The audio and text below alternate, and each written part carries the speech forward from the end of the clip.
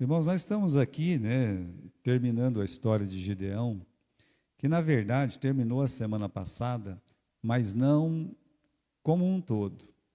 A gente viu que Deus levantou Gideão para livrar Israel da mão dos midianitas, foi uma opressão muito forte. E Deus então fez um milagre, assim com 300 homens e mais de 100.000 oponentes foram vencidos, eles próprios mataram eles mesmos, quer dizer, foi milagre de todo jeito, de toda forma.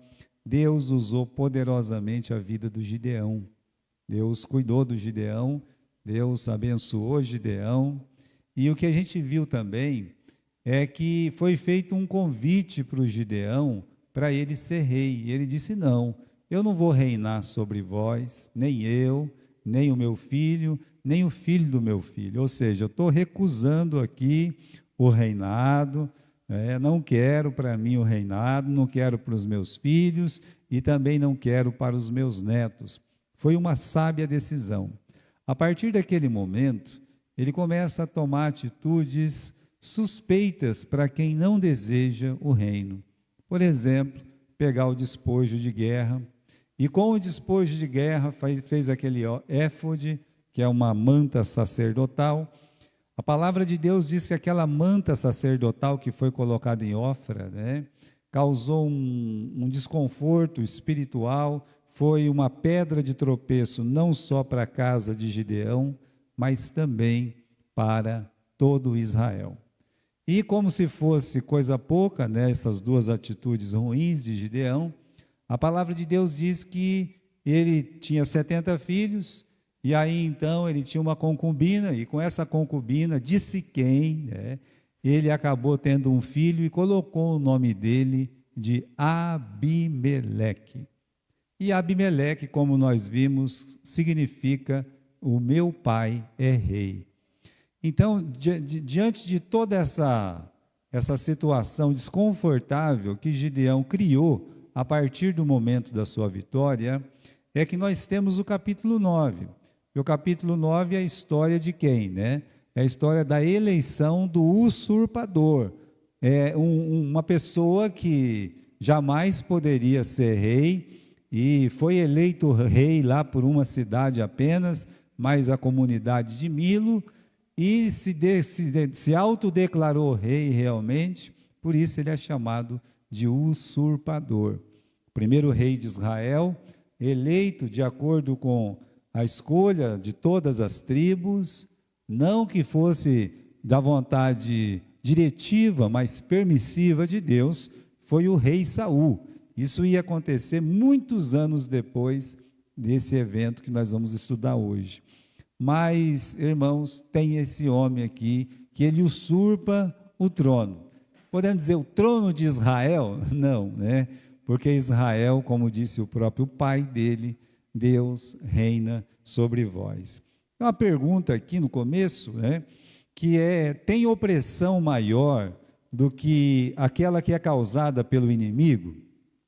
Bom, a gente está vendo desde o capítulo 1, que Israel tem sido oprimido pelos inimigos por conta do pecado, por conta de decisões erradas, deveriam expulsar os inimigos, não expulsaram, serviram de espinho, na ilharga deles, ou seja, esses próprios que eles deixaram permanecer, se levantaram contra eles, e agora, meus irmãos, sempre vai piorando a opressão.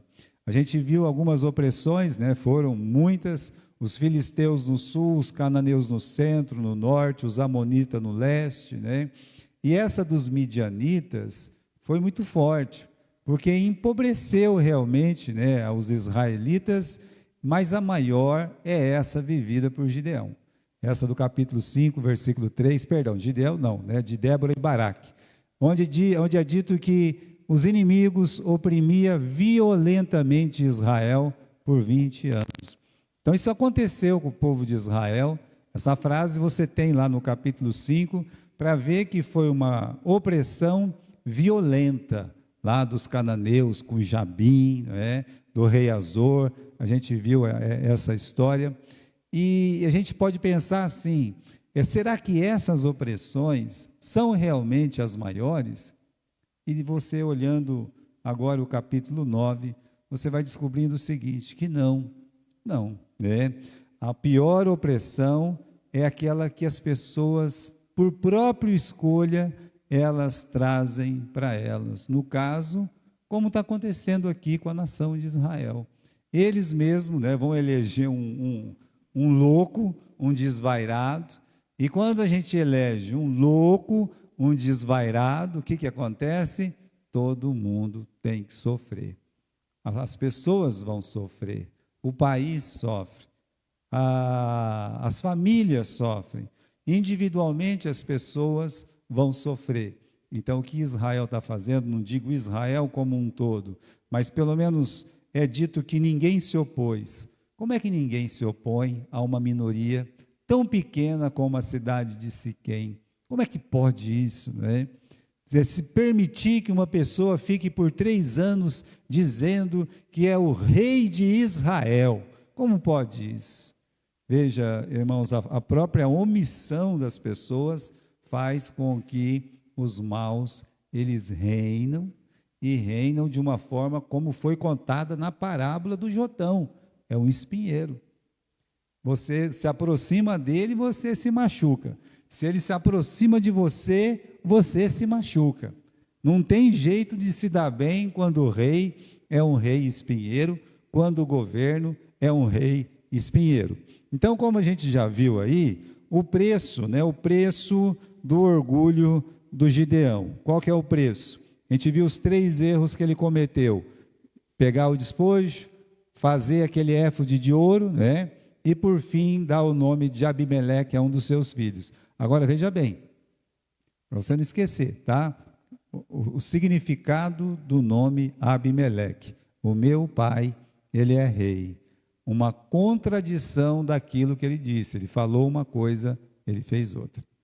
Então, o Gideão, naquele momento, ele se achava um rei, não disse nada para ninguém, mas nasceu o filho, ele colocou o nome de Abimeleque.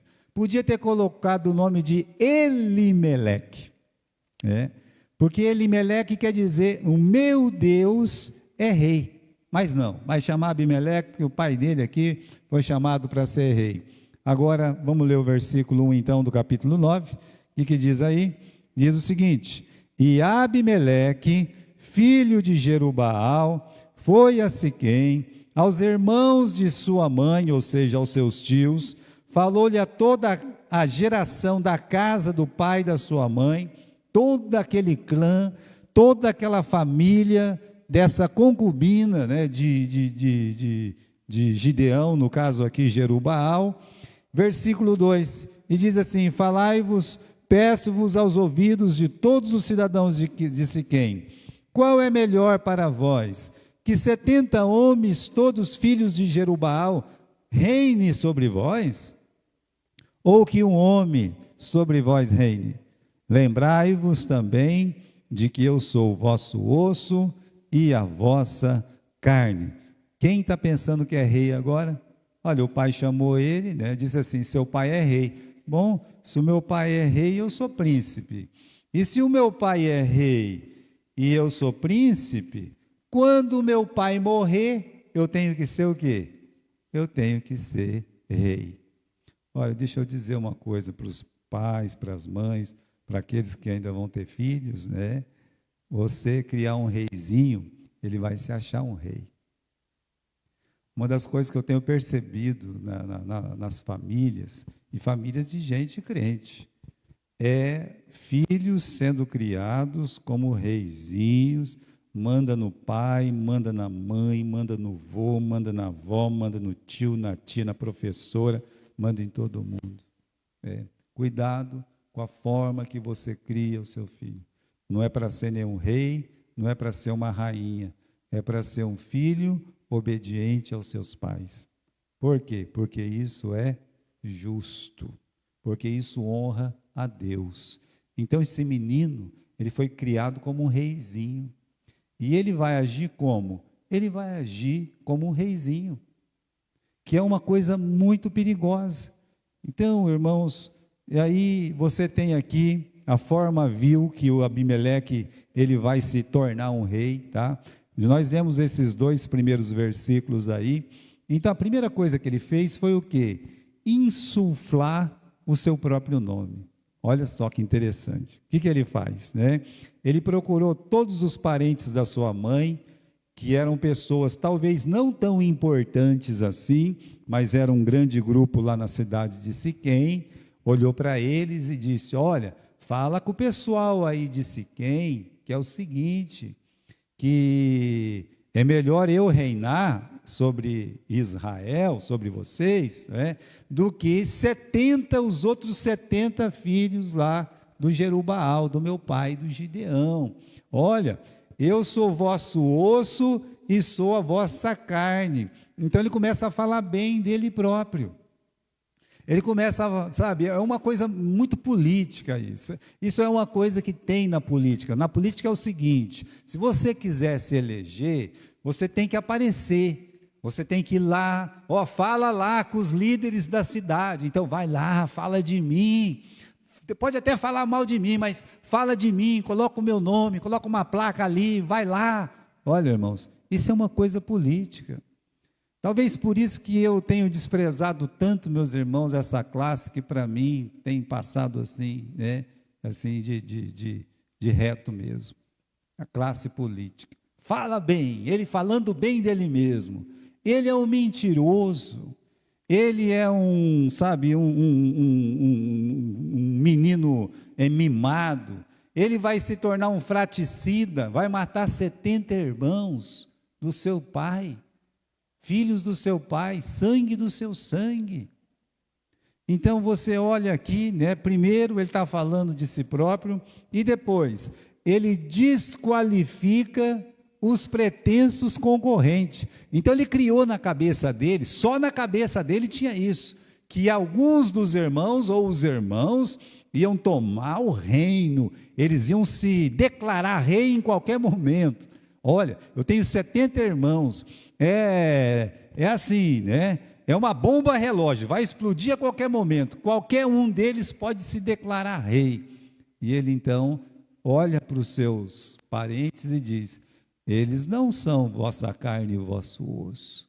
Desqualifica aqueles irmãos. Essa é uma outra coisa política, é falar bem de mim mesmo e começar a falar mal dos outros. Sempre fala mal.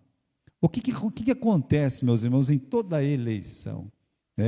Você só tem que comprar a mídia. Se você comprar a mídia, então você tem uma pessoa que vai falar mal do outro e vai falar bem de você. É assim que acontece. Não é aqui no Brasil, é em todo lugar do mundo. Não estou falando do Brasil. É aqui de Marília, ou São Paulo, ou qualquer lugar. Então a política funciona assim: fala bem de mim, e aí vamos desqualificar os 70 ali, vamos acabar com a raça deles, né? E aí, meus irmãos, terceiro, ele elimina todos os pretensos concorrentes. Por quê? Porque depois dele falar bem dele, falar mal dos irmãos, tem uma ideia aqui, capítulo 9, versículo 3. Então, os irmãos da sua mãe falaram acerca dele perante os ouvidos de todos os cidadãos de Siquém, todas aquelas palavras, e o coração dele se inclinou a seguir Abimeleque, porque disseram: é nosso irmão. Funcionou, né? Falei bem de mim, falei mal dos meus irmãos, vamos seguir o Abimeleque. Por quê? É porque ele é nosso irmão, gente boa, né? Versículo 4, e deram-lhe 70 peças de prata da casa de Baal-Berite, e com elas alugou Abimeleque uns homens ociosos e levianos para o seguirem. Então veja só, meus irmãos, como é que ele vai eliminar os concorrentes? Primeiro ele fez a cabeça deles, agora a cabeça já está feita. Então, primeira coisa, precisava ser patrocinado. Eu não tenho dinheiro para enfrentar os meus 70 irmãos. Não, calma lá, né? Nós vamos te dar 70 peças de prata aqui, moedas de prata, tirado da onde? Tirado de um ídolo, de uma casa idólatra. Não importa de onde vem o dinheiro. Se o rei, meus irmãos, é profano, pouco importa de onde vem dinheiro. Se um político hoje quiser se eleger, não importa de onde vem o dinheiro. Se vai ser roubado de alguém, se vai ser assaltado não sei de onde, se vem de uma facção, não importa. Então veja que você assiste aqui, meus irmãos, o quê? O beabá da política mundial. É assim que funciona, né? Então, ele foi patrocinado pelos conterrâneos, e aí, meus irmãos, com um dinheiro maldito, tirado do templo idólatra, né? O que ele fez com esse dinheiro? Dá uma olhadinha aí no versículo 4. Então, com elas, alugou Abimeleque uns homens ociosos e levianos que o seguiram. Quem é que fez isso também? Absalão. Absalão fez a mesma coisa, para tomar o trono do pai e buscar o pai para a morte. Alugou um pessoal para dizer, Absalão reina, Absalão reina. Olha o tipo de pessoa que foi comprado. Você consegue imaginar aí? Ociosos, quer dizer, tudo pessoa desocupado na vida, não estava trabalhando na roça, não estava trabalhando em casa, não estava trabalhando em lugar nenhum, são pessoas ociosas, né? Completamente paradas, não queria saber de nada. Segundo, né? Pessoas levianas, com a cabeça, meus irmãos, cabeça é fácil de ser levada. Estão me pagando para quê? Para você ir acompanhar, porque nós vamos matar 70 pessoas. Eu vou. Quanto que eles vão me pagar? Uma peça de prata. Ixi, é bastante, eu vou. É o que está acontecendo aqui. Veja o versículo 5. Veio à casa de seu pai, a Ofra, matou os seus irmãos, os filhos de Jerubaal, 70 homens sobre uma pedra. Veja só, né? Matou lá 70 irmãos. Como é que ele conseguiu? Com aquele dinheiro. Que dinheiro? Que a família dele deu para ele lá, a cidade dele deu para ele. Por que a cidade deu para ele? Porque ele falou mal dos outros irmãos e falou bem dele, todo mundo comprou a ideia dele. E agora?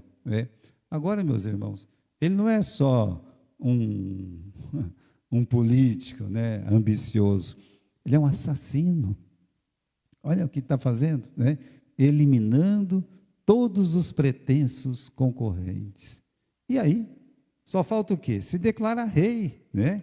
Veja só, o irmão mais novo conseguiu fugir, só dos 70, só um conseguiu fugir, né? O Jotão, versículo 6. Então, se ajuntaram todos os cidadãos de Siquém e toda a casa de Milo, quer dizer, né? 2 localidades ali, e foram e constituíram Abimeleque rei junto ao carvalho alto que está perto de Siquém. Então, esse pessoal que patrocinou esse fratricídio, eles vão lá e agora vão num local que é muito importante, né, na história de Israel, aquele carvalho em Siquém, e vamos coroar o nosso Abimeleque. Afinal de contas, o pai dele é rei, né? Então ele é rei também. Então vamos coroar ele, o nosso rei. E está tudo pronto para ser coroado. Agora está ali, é festa, tem uma coroa na cabeça, vão colocar uma roupa diferente nele, pronto. Está carregado de poder e autoridade. Não é assim que acontece? Então agora ele vai ser coroado. Abimeleque, ele é coroado rei. Quem que o elegeu? Primeiro ele mesmo se autonomeou, né? E a população ímpia de Siquém e Milo. Então são aí, sabe? Combina. Se eles estão pagando toda aquele fratricídio, né? Se eles estão concordando com todas essas coisas ruins, você tem que entender o seguinte: quando nós concordamos com todas essas coisas ruins, nós fazemos parte disso. Lembra do nosso Daniel? O Daniel, na história, meus irmãos, do capítulo 3, quando tem aquela estátua de ouro, aqueles 3 amigos, eles tomam uma decisão, eles dizem: eu não vou fazer parte disso. Não, mas tem que adorar essa estátua. Não, pode me mandar lá para a fogueira. Eu não faço parte disso aqui. Se a gente faz parte, nós estamos concordando. Então vamos continuar aqui. Quanta diferença, meus irmãos, tem desse coroado aí, do verdadeiro rei, do verdadeiro líder? Por quê? Quando ele assumiu, ele matou 70 irmãos. Quando o rei Davi assumiu, chegou lá, vamos matar fulano, vamos matar Ceucrano. Olha o que o Davi disse: hoje não vai morrer nenhum, pois hoje tem obrado o Senhor um livramento em Israel. Não, ninguém vai matar ninguém. Não quero que mate. Pronto. Um rei de verdade é assim. Uma outra coisa, um líder verdadeiro não visa destruir ninguém, nem abater adversários, mas construir para todos, como fez Mardoqueu. Mardoqueu, ele foi elevado no trono, ele podia começar a perseguir todas as pessoas que estavam perseguindo os judeus. O que ele faz? A palavra de Deus diz: ele procurou o bem do seu povo, trabalhando pela prosperidade de quem? Dos judeus? Não. De quem? De toda a nação. Então, irmãos, aquele versículo de Provérbios 29, 2, vamos lá comigo, né? Vamos no livro de Provérbios, capítulo 29 e versículo 2. Provérbios 29, 2. O que diz lá? Diz que quando os justos reinam, o povo se alegra. Né? Agora, quando o ímpio reina, o povo geme. É assim, em qualquer lugar. Veja, irmãos, quando os ímpios reinam, o povo, ele vai gemer. Porque eles não reinam para todos, eles reinam para eles próprios. Não estão preocupados com cidadãos, não estão preocupados com famílias, não estão preocupados com a religiosidade. É só a ambição do poder. É isso que acontece. Então você tem, no caso de Mardoqueu, um exemplo maravilhoso do que é um líder, né? Do que é um governo. Tá? Ele era primeiro-ministro da Pérsia. E a palavra de Deus diz que ele procurou o bem do seu povo, tá? Mas ele trabalhou pela prosperidade de toda a nação. Ali tinha gente que gostava dos judeus, ali tinha gente que não gostava dos judeus, não importa. Ele é o primeiro-ministro. Eu tenho que fazer o quê? Eu tenho que governar para todos. Então, né, quando eles estavam coroando esse Abimeleque, surpresa, né? Vamos lá, voltar no capítulo 9, né? A festa estava boa, coroa na cabeça, roupas, né, de púrpura, versículo 7. Dizendo a Jotão, quer dizer, falaram para o Jotão: Jotão, aquele teu irmãozinho lá, ele está sendo coroado rei lá em Siquém. Agora, que eu admiro a coragem do Jotão, do filho mais jovem. Não dá para saber se ele era mais jovem que Abimeleque, mas uma coisa é certa, né? Ele é muito corajoso. Quando ele ficou sabendo que ele estava sendo coroado rei, ele foi numa montanha que fica ao lado da cidade de Siquém, a montanha de Gerezim, no versículo 7, dizendo a Jotão, foi-se, pôs-se no alto do monte Gerezim, levantou a sua voz e clamou e disse: ouve-me, cidadãos de Siquém, e Deus vos ouvirá a voz. Eu fico pensando aqui, né? Um rapaz jovem, novo, corajoso, deu um grito para todos: ouve-me, cidadãos de Siquém, meu povo, seria assim, né? E Deus também vos ouvirá. Então, irmãos, todos começaram a ouvi-lo. E aí o que ele faz?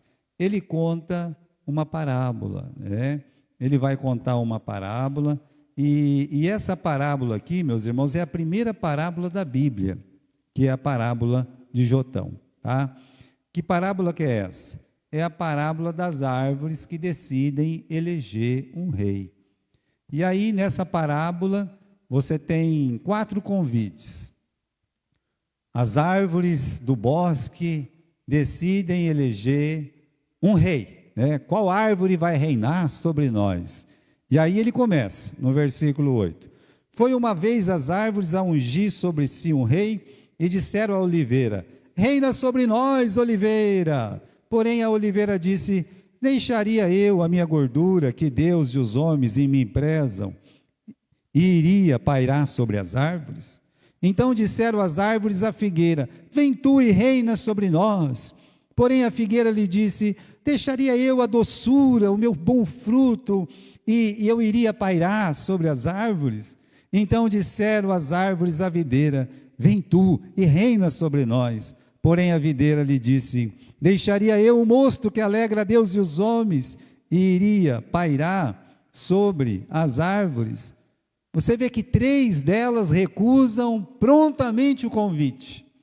A oliveira rejeita o convite, a figueira rejeita o convite, e por fim, no versículo 13, a videira também rejeita o convite. E por que recusaram? O que aconteceu que elas recusaram? Olha aqui, irmãos, todas as 3, elas entenderam que não era esse o papel que elas tinham. Não, esse não é o meu papel, né? Elas estavam satisfeitas na sua própria posição, tanto a oliveira, quanto a figueira, né? Quanto, meus irmãos, a videira lá. Não, a gente alegra a Deus, o meu fruto alegra a Deus, o meu fruto alegra os homens. Estão em paz quanto a isso, né? Se viram úteis, não foram enganadas com aqueles convites ilusórios, sabe? Assumiu uma posição maior do que aquela que elas foram chamadas. Isso é uma tragédia muito grande, quando uma pessoa toma uma posição para a qual Deus nem queria que ela estivesse por perto, mas aí ela se acha naquela posição. Veja, irmãos, então recusaram por isso. Não sentiam falta de nada, se sentiam abençoadas na posição que elas estavam. Se você fosse pensar, isso historicamente, você pode imaginar que um juiz como Otiniel podia ser um rei, ele não quis. Foi um bom cidadão depois que ele julgou. O Baraque podia ter sido um rei, mas ele não quis. O Eude também não quis. Você pega o próprio Gideão, ele falou com a boca dele: não, eu não vou reinar sobre vocês, não vou. Deus vai reinar sobre vocês. Aí, meus irmãos, uma das árvores aceita o convite. Agora, o interessante aqui, no capítulo 9, versículo 14, é que todas as árvores, ou seja, não tem desculpa aqui, todas elas olharam para o espinheiro e disse: olha, vem tu e reina sobre nós. Então, irmãos, disse o espinheiro às árvores: se é sincero, né? Se na verdade me ungis por rei sobre vós, vinde e confiai-vos debaixo da minha sombra, mas se não, saia fogo do espinheiro que consuma a todos os cedros. Você reparou que as outras árvores tinham alguma coisa para dizer? Olha, o meu azeite alegra a Deus e os homens, meu fruto que é uma doçura, que é uma bênção. Vocês lembram que elas disseram isso? Tinha frutos para apresentar, tinha coisas maravilhosas para fazer, eram úteis. Agora, quem que eles resolvem escolher? O espinheiro. O que ele falou dele? Mas o que é que ele tem para falar dele? O que um espinheiro tem, meus irmãos, a falar? Quando Deus, ele criou o jardim do Éden, só foi criada árvores frutíferas. Quando é que o espinheiro e os cardos apareceram? Depois do pecado. Então você vê que ela está lá, sabe? Aquela árvore indigesta lá, ela está lá. Ele não é capaz de mencionar sequer uma utilidade. Aceito, mas com uma ressalva, hein? Com uma ressalva. Eu quero que vocês sejam sinceros, que vão se abrigar debaixo da minha sombra. Que sombra tem o espinheiro? Imagina, se abrigar debaixo da sombra do espinheiro. Se você quiser encostar numa árvore de espinheiro, você vai se dar mal. Então, meus irmãos, que ilusão é essa? Aí ele fala: olha, é o seguinte, se com sinceridade vocês realmente ficar debaixo da minha sombra, aí sim. Agora, se não é sincero, saia fogo. Olha o que ele está falando no versículo 15, né? Saia fogo do espinheiro e consumo os cedros do Líbano. Se vier com falsidade comigo, a coisa vai ferver. Está vendo só? Se alguém me contrariar depois, o que vai acontecer? Vai se dar mal. Irmãos, um rei injusto, autonomeado, um governo injusto, ímpio, ele é fácil de entrar, porque ele facilmente pode ser eleito. Antes da Venezuela ser o que é, o Chávez foi eleito e nunca mais saiu.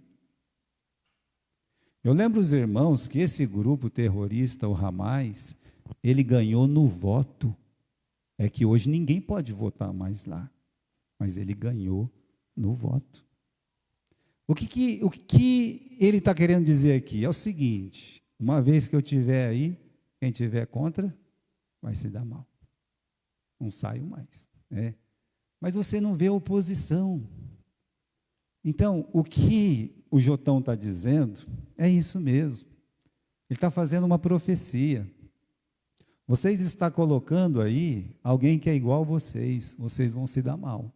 Aí no versículo 16, agora, pois, se é que em verdade e em sinceridade agiste, fazendo o rei Abimeleque, se bem fizeste para Jerubaal e para com a sua casa, e para com ele usardes conforme ao merecimento de suas mãos, porque meu pai lutou por vocês, desprezou a própria vida, livrou vocês da mão dos midianitas, porém, vós hoje vos levantaste contra a casa do meu pai e mataste seus filhos 70 homens sobre uma pedra, e Abimeleque, filho de sua serva, fizeste reinar sobre os cidadãos de Siquém, porque é vosso irmão. Pois, se na verdade e sinceridade usaste com Jerubaal e com a sua casa, hoje alegrai-vos com Abimeleque, e também ele se alegre convosco. Mas, se não, saia fogo de Abimeleque e consuma os cidadãos de Siquém e a casa de Milo, e saia fogo os cidadãos de Siquém e da casa de Milo, e consuma Abimeleque. Ele está dizendo o seguinte: o que vai acontecer é muito simples. Vocês estão usando de sinceridade, com a casa do meu pai, vocês acham que estão usando, matando os 70 irmãos? Tá? Então eu digo o que vai acontecer, Se vocês estão sendo sinceros aí com Abimeleque, vai sair fogo de Abimeleque e vai consumir vocês. E vai sair fogo de vocês e vai consumir Abimeleque. Vai morrer todo mundo. Todo mundo vai se dar mal nessa escolha, Então, ninguém desses siquemitas, ou o próprio Abimeleque, estava isento do juízo de Deus, que recairia sobre eles por causa do sangue dos 70 irmãos que foi derramado. Então, Deus ia fazer justiça. Agora, irmãos, nós temos algumas lições preciosas nessa parábola aqui, Olha só, a maior vantagem na vida é ser o quê? É ser útil, tanto a Deus quanto aos homens. Ninguém precisa de posição para ser útil a Deus e aos homens. Quem quer fazer, faz. Vai lá, serve a Deus com alegria, com prazer. Valorize aquilo que você já está fazendo, sua espiritualidade, sua doçura, que é a simpatia, sua alegria, com prazer de servir a Deus e aos homens. Então, irmãos, a maior vantagem na vida é ser útil, tanto a Deus quanto aos homens. Tome cuidado com duas coisas muito comuns: esse desejo de mudança, insuflado pelos outros. Que é isso? Às vezes uma pessoa está bem, está servindo a Deus, daqui a pouco alguém planta um descontentamento no coração dele, que ele não está sendo valorizado, que ele está sendo desprezado, aí tudo que ele já faz não tem valor. Olha, isso é coisa de Satanás. Veja, desejo de mudança causado pelos outros. A ilusão de que qualquer outra posição seria melhor do que a que Deus me encarregou de fazer. Deus tem colocado uma coisa na minha mão, então qualquer outra coisa vai ser melhor. Eu tenho que subir, eu tenho que prevalecer, eu tenho que me dar bem. Isso é coisa do inimigo também. Isso tem fora e dentro da igreja. Muitas vezes dentro da igreja tem esse pensamento. E a multidão costuma escolher os mais insanos, não se importa com mentira, com engano, com corrupção, contanto que sejam bajulados e afagados. Costuma apoiar quem melhor representa, né? Eu citei os 2 exemplos aqui, porque eles foram eleitos pelo povo. Então acontece, eles não vão poder reclamar, o pessoal não pode reclamar. Nós estamos terminando, irmãos, vamos ver que a profecia do Jotão vai se cumprir. Olha que triste, no capítulo 9, no versículo 21. O Jotão falou aquilo e caiu fora, né? Foi embora, lá para BR, falou, meu irmão vai me matar mesmo, vou sumir daqui. Versículo 22. Havendo, pois, Abimeleque dominado 3 anos sobre Israel, ó, a ficha demora para cair. Enviou Deus um mau espírito entre Abimeleque e os homens de Siquém, e os homens de Siquém se houveram aleivosamente contra Abimeleque. Primeiro, Deus colocou a mão. Olha o que está dizendo aqui no versículo 23. Deus enviou um mau espírito entre Abimeleque e os moradores de Siquém. Por que Deus fez isso? O que diz o versículo 24? O versículo 24 diz, para que a violência feita aos 70 filhos de Jerubaal viesse, e o seu sangue caísse sobre Abimeleque, seu irmão, que os matara, e sobre os cidadãos de Siquém, que fortaleceram as mãos dele para matar a seus irmãos. Então, Abimeleque era culpado. E tão culpado quanto Abimeleque é quem apoiou o Abimeleque e fortaleceu as mãos do Abimeleque, no caso, os cidadãos de Siquém. Então, como é que se desenrolou o juízo de Deus, né? Houve uma revolta dos siquemitas, né? Começaram a armar cilada para o próprio Abimeleque. De repente apareceu um tal de Gaal lá, invadiu a cidade, tomou posse ali, o pessoal de Siquém, então já, né, foi com a cara do Gaal, oba, né, vamos ajudar o Gaal a destruir o Abimeleque.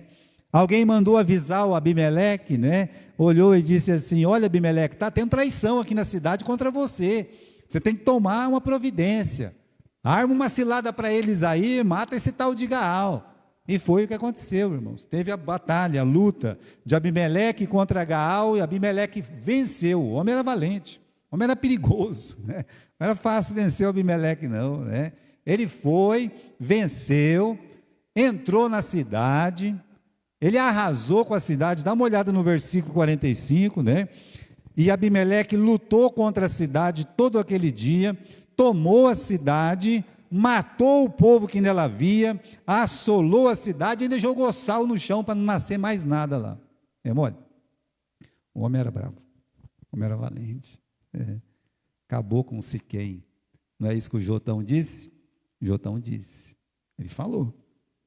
O Abimeleque vai tacar fogo aonde? Em Siquém. E tacou. Dá uma olhada nos versículos seguintes aí, né?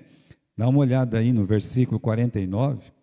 Eles todos se esconderam numa torre lá, os poucos que sobraram, né?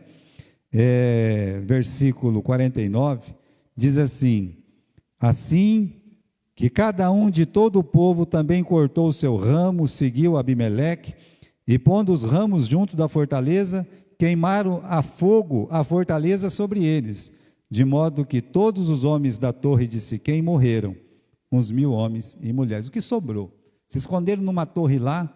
Aí o Siquém foi lá, pegou um pedaço sabe, um toco seco, olhou para o soldado, todo mundo pega um toco seco aí, todo mundo pegou um toco seco, vamos jogar na torre ali, jogou na torre, taca fogo, mas tem gente lá, tem 1000 pessoas lá, tem até mulheres lá, se tem mulher tem criança, né?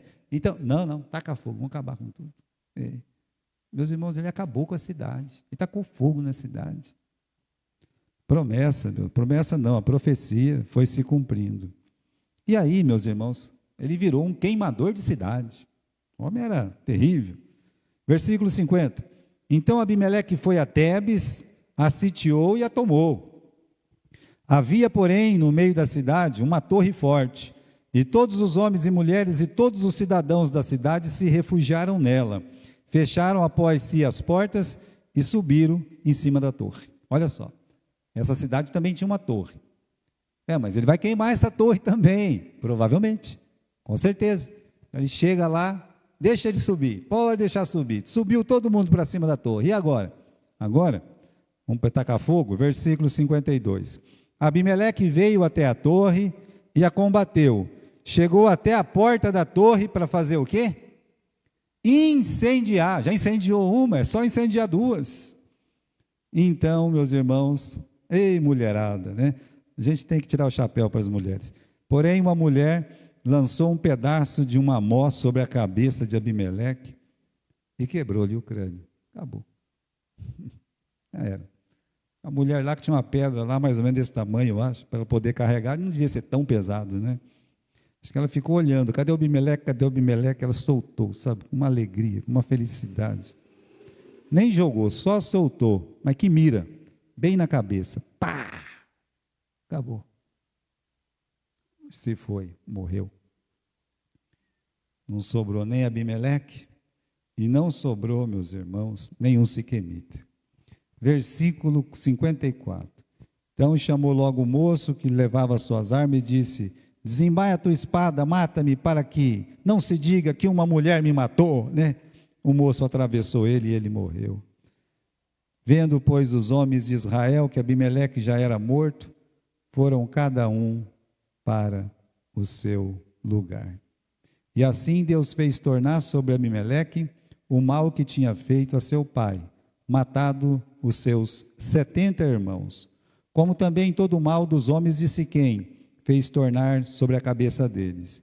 E a maldição de Jotão, filho de Jerubaal, veio sobre eles. Como é que ele matou os 70 irmãos? Numa pedra. Como é que ele morreu? Com uma pedrada. Com ferro fere, com ferro serás ferido. Aí está. Então, irmãos, assim acabou esse usurpador de trono, foi colocado para fora da história de um jeito bem pitoresco, né? Bem bíblico mesmo. Aquela lei, olho por olho, dente por dente, pé por pé, pedra por pedra. Matou com pedrada, vai morrer na pedrada também. Muito bem.